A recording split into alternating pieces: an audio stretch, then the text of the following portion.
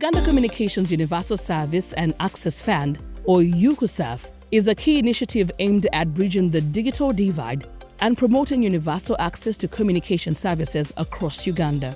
This is the fund. As you could be aware, we collect our money from the operators, which money we take back in terms of projects for the underprivileged areas. Those areas which are non-commercial, where the operators won't be able to make profits. Formerly known as the Rural Communications Development Fund, RCDF, UCUSAF was established in alignment with the Uganda Communications Act of 2013 and the UCUSAF regulations of 2019. UCUSAF's mission is to facilitate universal access to high-level broadband capacity for all Ugandans through targeted interventions that address location, physical inability, gender, and cost barriers.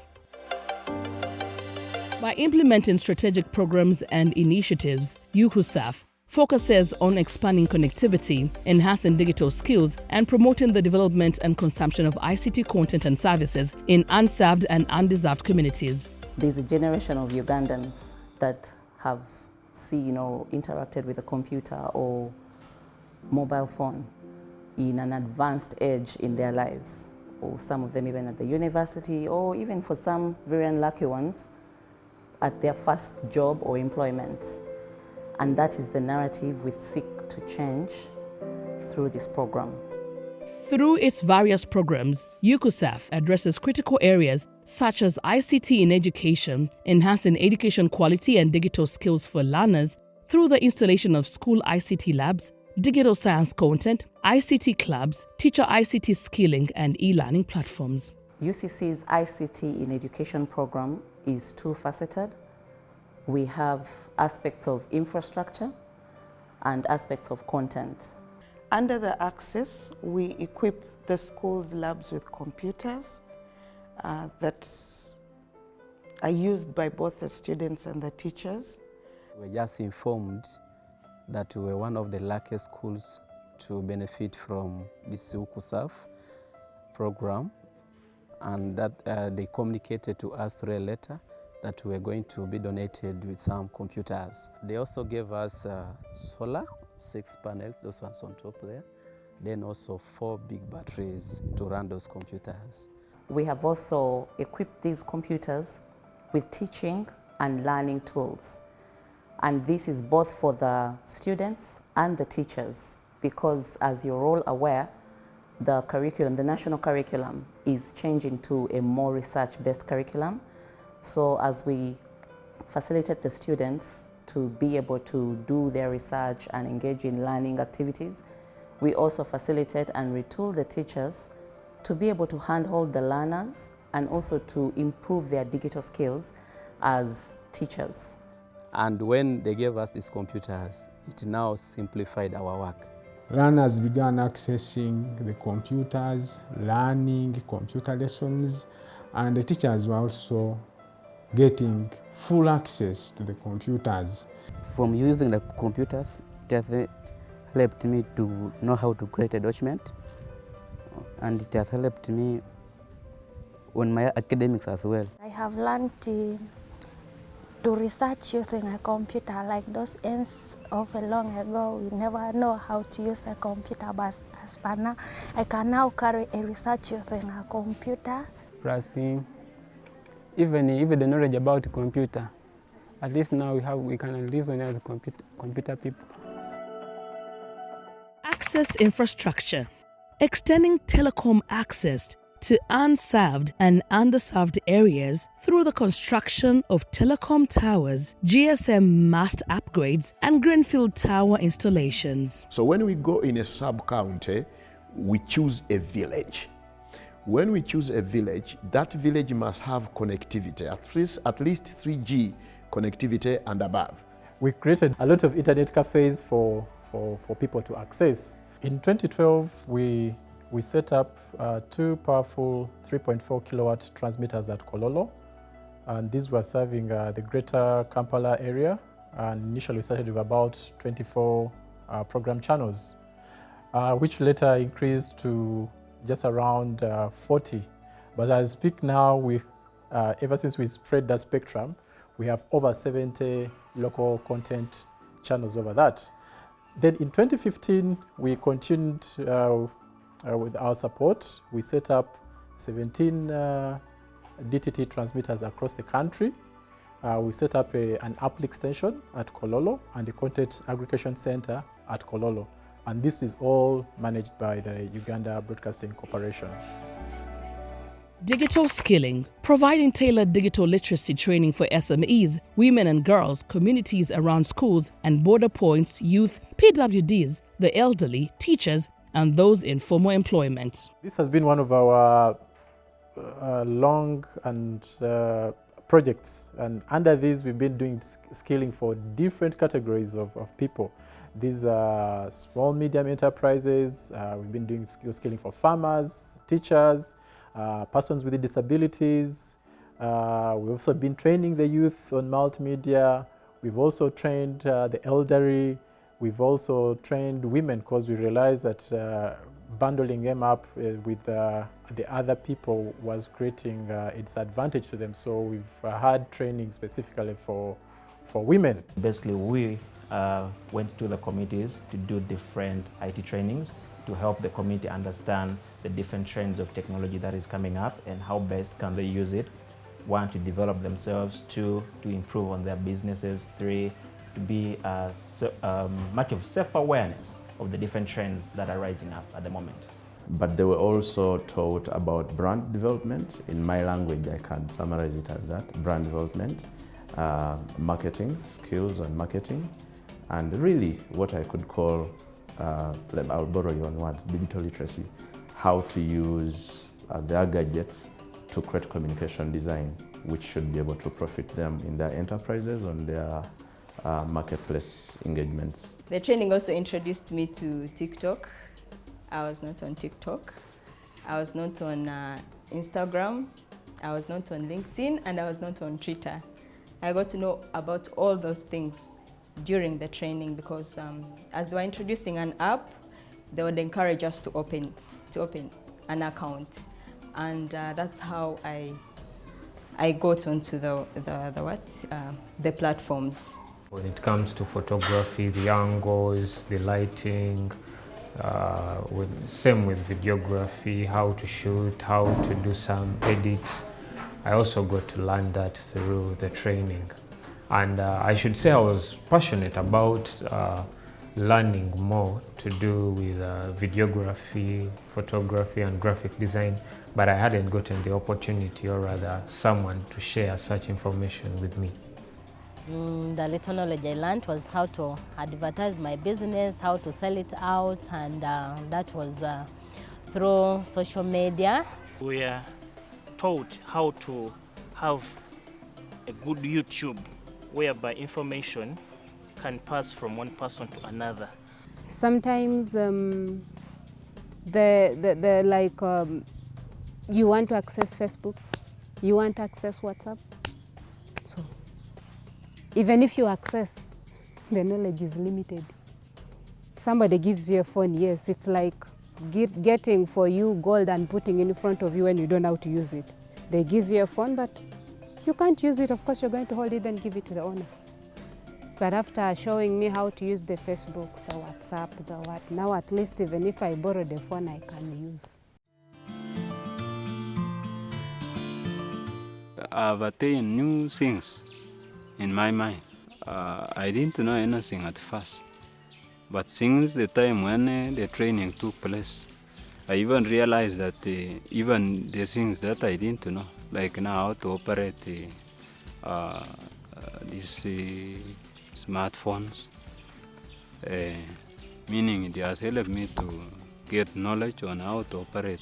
The training made me at least get some little change in my business because they taught us how to use WhatsApp business to advertise our goods and sell them to people who are not within the area.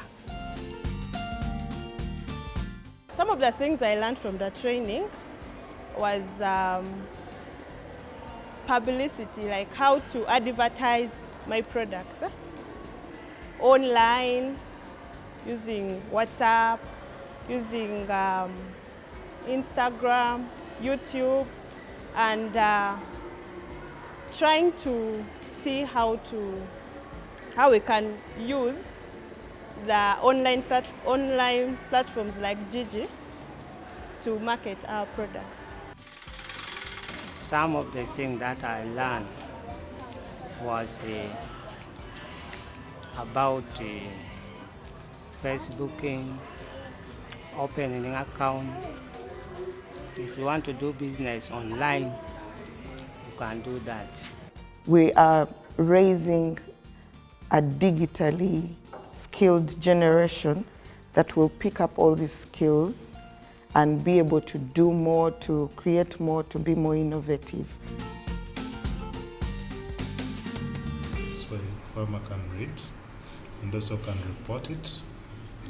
ICT for Agriculture, empowering farmers with digital tools and knowledge through initiatives like the ICT for Farmer app, Farmer Extension Services Call Center, and digital skilling for farmers. We're aware that agriculture is a very pivotal sector in Uganda, with over 70% of the population employed in the agricultural sector. And this ideally justified the need for UCC stroke UCSAF to endeavor and implement a project in agriculture. This project entailed putting in place a call center, which is a toll-free call center, which would support with the extension services to the farmers in terms of providing them with information.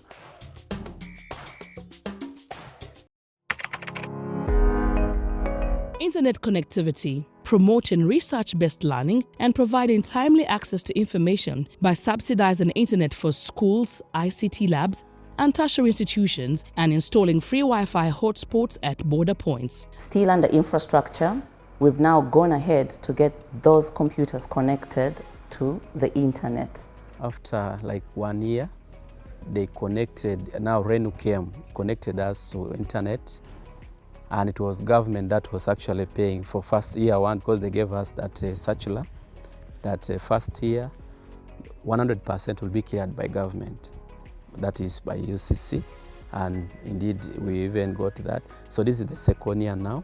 We had the internet that we used to use, but this internet was so much disturbed by the weather. When it is raining heavily, you cannot access it. And since many gadgets were connected to it, computers and what, it used to be slow. Then also it was only limited to the computer lab and a few offices within school. Meaning if you needed internet, you had to move to the computer lab and or to the offices where it is. But again, these offices have their owners. You can't come into someone's office just to use the internet. So we only had to go to the computer lab. And we use this internet for various things, but majorly we do research, because knowledge does not end. Even getting the knowledge of ICT, because you can't live in the world without ICT.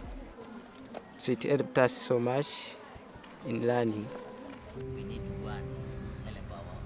ICT for PWDs, improving accessibility of education and technology for persons with disabilities through the provision of assistive devices, digital skilling, and an online observatory linking PWDs with service providers. It was also discovered that there is limited information about the people with disabilities when it comes to information that could be used for planning purposes. So having that background and aware of the fact that in Uganda currently we have around 6 million PWDs, we realize that this is a group that is disadvantaged when it comes to access and use of ICTs.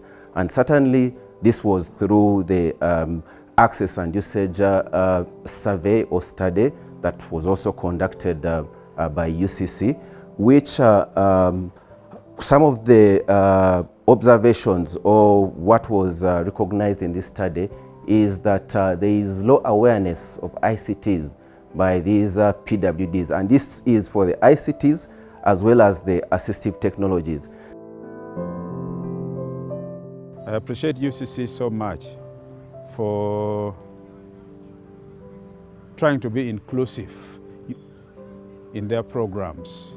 The first training I had from UCC was not targeting the disabled persons only, but was a general one where they were disseminating their programs and activities to the public and trying to show how inclusive their programs are to persons with disabilities, like the radio broadcasts, the television broadcasts, and we show sign language interpreters in the television programs. That is inclusivity. But the other trainings that we had showed us a lot of areas. The use of the appliances, the computers, the smartphones, the softwares like the JAWS for people with visual impairments. We were taken through that. They have taught us a lot of things concerning the computer, how to start the computer and how to use it. And then how to connect ourselves with a digital, in a digital economy, more especially business to the outside world. Research support, funding ICT-related research projects and encouraging multidisciplinary research to develop innovative solutions and impactful interventions. UCC carried out a research on the extent of ICT in agriculture in Uganda before the project was kicked off. And some of the realizations were that certainly there was minimal usage of ICTs by the farmers. And this minimal usage, it was realized was also contributed to by the lack of awareness and digital literacy of these farmers. Devices for underserved communities, increasing access to smart devices in poor and underserved areas through the distribution of dual grid and solar-powered tablets and offering digital skilling programs. We found out that definitely devices is one of the major issues that is inhibiting uptake of broadband in the country. And we said, let's try to do something about it. At least if we don't have enough resources, let us do something as a proof of concept, which we will document and share the outcomes and share the impact with the wider government to see what can be done. We started with a pilot project targeting 1,400 homes. And of course, we didn't want to be caught up in the selection criteria. How do you select this and left out the other? So when we go in a sub-county, we choose a village. We give them a device. When we give them a device, this device is not just a device, this is a smart device. Of course, we know that we have power challenges. So these devices have a solar charger inbuilt in them. And the lessons we've learned that this solar charger didn't have enough capacity, so we have now provided for the external charging panel, which had the capacity to charge this phone to be used at least for 24/7. Before I had this phone, I was unable to communicate well, like calling someone to do for me something, like I didn't have a proper way of communication. As we received those phones, it has really given us some hope in mind. And we had no clear communication. Sometimes our challenge was like, if my father sent me just mere center to call his brother or any other person that he has sent. You just walk from me, I have to where that person is. Or just give you a written document and you take it to the person. But now of this advance.com of these phones here, It was easier. I used not to know what Facebook is, WhatsApp, and also chatting using video call, like that. Then also email address, I didn't know how to use, but when I received the UCC tablet, and I was able to know all those things. In the areas of North, Karamoja and Eastern regions, the transformative impact of UCUSAF's program can be witnessed. From ICT labs in schools to internet connectivity in remote areas, each initiative is making a significant difference in the lives of the beneficiaries. We have impacted over 7,000 women across 45 districts, and most amazingly, 50% of these women can ably use smartphones for their businesses. One of the outcomes of that project was that we managed to skill up to 100,000 farmers across the country for a period of 3 years. UCUSAF's commitment to promoting universal access to ICT services is driving socio-economic development across Uganda. By partnering with government agencies, civil society organizations, the private sector, and other stakeholders, UCUSAF is working to create a more inclusive and digitally empowered society.